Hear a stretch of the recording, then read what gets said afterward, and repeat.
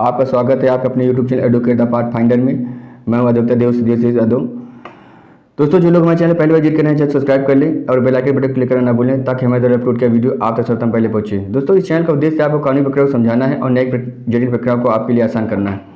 दोस्तों, आज मैं महिला शिक्षा अधिनियम के अंतर्गत दंड प्रक्रिया संहिता की धारा 125 के प्रावधानों को आपको बताने जा रहा हूँ। दोस्तों, दंड प्रक्रिया संहिता की धारा 125 के अंतर्गत वह कौन कौन से व्यक्ति हैं जो अपने भरण पोषण करने के लिए आवेदन कर सकते हैं।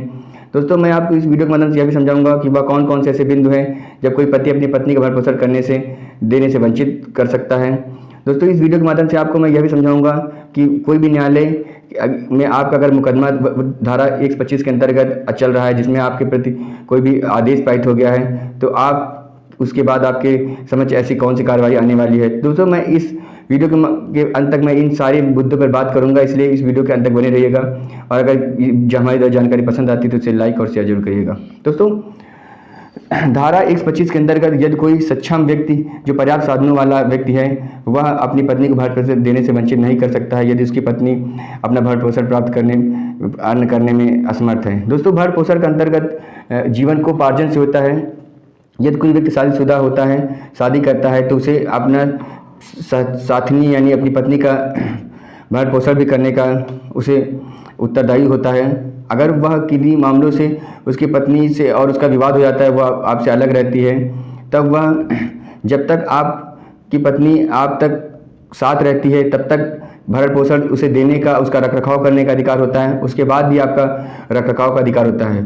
तो ऐसे कौन से ऐसे बिंदु हैं जब आपकी पत्नी आपसे अलग रह रही है तब आप उसे भरण पोषण देने से आप उसे आपके प्रति वाद डाला है, तो आप कौन से ऐसे बिंदु है जो न्यायालय में साबित करके भरण पोषण देने से आप बच सकते हैं। दोस्तों, प्रथम यह है कि यदि कोई पत्नी आपके पर्याप्त साधनों के बिना आपसे अलग रह रही है, ऐसा कोई पर्याप्त कारण नहीं है और कि वह आपसे अलग रह रही है, तब आप उसे भरण पोषण देने से आप बच सकते हैं। अगर यह तथ्य साबित कर देते हैं तो आप न्यायालय आपके खिलाफ भरण पोषण देने से आपको कोई आदेश नहीं करती है। दोस्तों, दूसरा पॉइंट यह है कि यदि आपकी पत्नी दोनों सहमति से अलग रह रहे हैं तब भी आपकी पत्नी आपके भरण पोषण देने से आप बच सकते हैं। और तीसरा यह है कि यदि आपकी पत्नी आपसे अलग रह रही है और वह किसी अन्य व्यक्ति के साथ जारता की दशा में रह रही है, एडल्ट्री में रह रही है जिसे कहते हैं, तभी आप उसे भरण पोषण देने से आप वंचित कर सकते हैं। दोस्तों, ये ऐसे 3 बिंदु हैं जब आप न्यायालय में साबित करके आप भरण पोषण से बच सकते हैं। दोस्तों, CRPC धारा 125 के अंतर्गत कोई भी पत्नी अपने पति के प्रति भरण पोषण का दावा प्रथम वर्ग के मजिस्ट्रेट, पारिवारिक वर्ग के मजिस्ट्रेट के समक्ष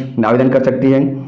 और यदि कोई माता पिता हैं जो बूढ़े हो गए हैं, जो अपना जीविकोपार्जन करने में असमर्थ है, तो अपने पुत्र के प्रति जो सक्षम साधनों वाला है उसके प्रति आवेदन करके अपना भरण पोषण में जीविकोपार्जन का यानी मेंटेनेंस जिसे कहते हैं प्राप्त कर सकते हैं। दोस्तों, इसके अलावा यदि कोई व्यक्ति द्वितीय मैरिज किया है या कोई रिलेशनशिप में रह करके कोई उसका पुत्र उत्पन्न हुआ है, जिसे अधर्मज पुत्र कहा जाता है, गैर संतान कहा जाता है, जो कानूनी रूप से अवैध होता है परंतु वह भी अपने पिता के प्रति भरण पोषण प्राप्त करने का अधिकार रखता है। दोस्तों, CRPC की धारा 125 के अंतर्गत वह 4 प्रकार के व्यक्ति होते हैं जो अपना भरण पोषण प्राप्त कर सकते हैं। प्रथम, पत्नी अपने पति से भरण पोषण प्राप्त करती है। दूसरा, माता पिता अपने पुत्र से भरण पोषण प्राप्त करते हैं। तीसरा, यदि कोई अवैध संतान है जो अपने किसी गैर संबंध से प्राप्त पुत्र उत्पन्न हो गए, वह भी अपने पिता से भरण पोषण प्राप्त कर सकते हैं। चौथा, जब कोई पुत्री या फिर पुत्र अविवाहित है या फिर विवाहित भी है, अगर वह शारीरिक रूप से अक्षम हो गया, मानसिक रूप से दुर्बल हो गया है, जो अपना भरण पोषण प्राप्त करने में असमर्थ है, वह भी अपने पिता से भरण पोषण प्राप्त कर सकता है। भरण पोषण की श्रृंखला में हम आपको यह बता दें कि मद्रास हाईकोर्ट ने यह कहा है कि अगर कोई भी व्यक्ति अब भारत में रहकर, चूँकि भारत में द्वितीय विवाह करना इंडियन पैनल कोड की सेक्शन 490 के तहत अपराध माना जाता है। यदि कोई व्यक्ति भारत में रहकर द्वितीय विवाह करता है तो उसे 7 वर्षों तक सजा हो सकती है। दोस्तों, परंतु सुप्रीम कोर्ट ने यह कहा कि अगर कोई व्यक्ति द्वितीय विवाह करके उसका कोई पुत्र उत्पन्न हो जाता है, वह कानूनी रूप से विवाह अवैध होता है, तो न्यायालयों को अवैध विवाह के प्रश्न पर विचार न करके उसके भरण पोषण पर से विचार करना चाहिए और उसे भरण पोषण मिलना चाहिए। तो दोस्तों, यदि कोई भरण पोषण जो अधिकार होता है वह उसकी सीमा शाहबानो बनाम वर्सेस अहमद केस जो 1986 में सर्वप्रथम आया, जिसमें से CRPC की धारा 125 को सुप्रीम कोर्ट ने बहुत अच्छे से विशेष करते हुए कहा कि चूँकि हमारे देश में जो विवाह संबंधी जो कानून होते हैं वो पर्सनल कानून कहे जाते हैं। चूँकि हमारे देश में अलग अलग धर्म के लोग रहते हैं, जैसे मुस्लिम धर्म के लोग का विवाह या संपत्ति संबंधी कानून उनके शरीयत कानून कहलाते हैं, वैसे ही हिंदू विवाह अधिनियम के अंतर्गत हिंदू के जो पर्सनल कानून होते हैं, इन सब पर CRPC धारा 125 लागू होती है। 1986 शाबानो वर्सेज अहमद केस में सुप्रीम कोर्ट ने यह कहा कि कोई भी व्यक्ति जो भारत का निवासी है, जो विवाह करता है और उसकी पत्नी उससे अलग रहती है, तब वह उसका भरण पोषण करने के लिए जिम्मेदार होता है।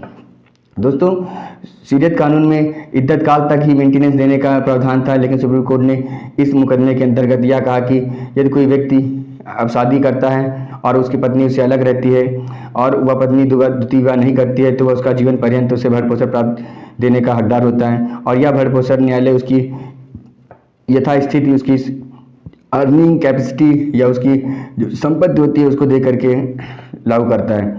यदि आपका भी ऐसा कोई मामला अगर न्यायालय में पेंडिंग है, आपको कोई कुछ सवाल करना है इससे संबंधित, तो आप भी इस वीडियो के अंत में कमेंट बॉक्स में जा करके वह सवाल टाइप कर सकते हैं और हम आपको उत्तर जल्दी जल्दी देने का प्रयास करेंगे।